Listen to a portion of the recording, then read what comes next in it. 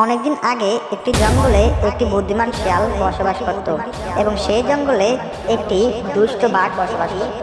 সেই জঙ্গলের সকল পশু পাখিকে খুবই বিরক্ত করত এবং তাদের অনেককে সে খেয়ে ফেলত।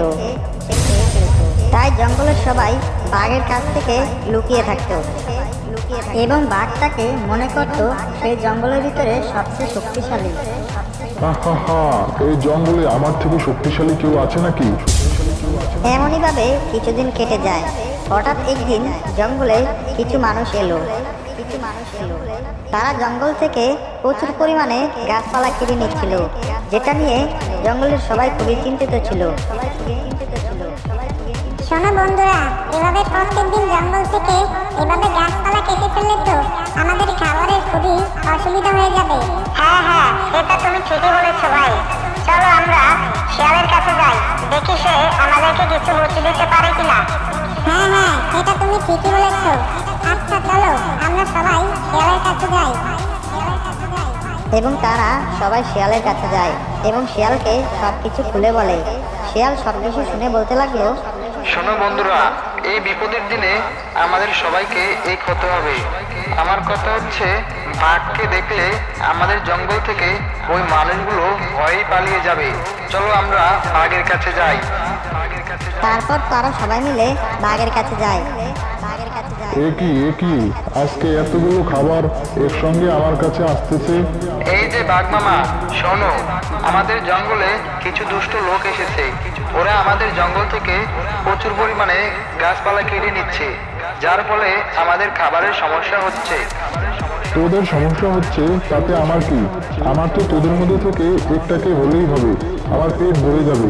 যা এখন বেশি কথা না বলে এখান থেকে চলে যা। তারপর সবাই সেখান থেকে চলে যায়। অন্যদিকে দুষ্ট লোকগুলো বলতে লাগলো, শোন, আমরা এই জঙ্গল থেকে এত কষ্ট করে কাঠ না কেটে এখান থেকে কিছু পশু পাখি নিয়ে সার্কাসে বেচে দেই, তাতে আমাদের খুবই লাভ হবে। তারপর তারা জঙ্গলে একটি ফাঁদ পেতে রেখে যায়।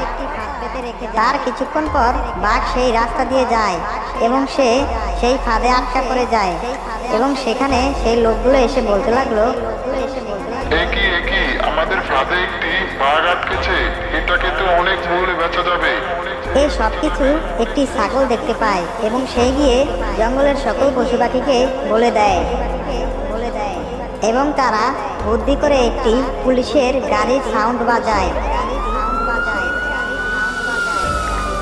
একি জঙ্গলে পুলিশ এসেছে, সবাই এখান থেকে জলদি পালিয়ে যা।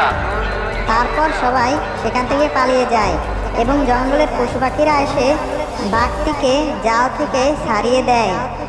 আমাকে ক্ষমা করে দাও, আমি এত অত্যাচার করেছি তোমাদেরকে, তারপরও তোমরা আমাকে দুষ্ট লোকগুলোর হাত থেকে বাঁচিয়েছো।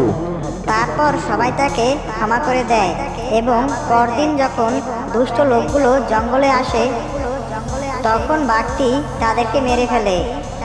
এভাবেই জঙ্গলে সবাই মিলেমিশে বসবাস করতে থাকে।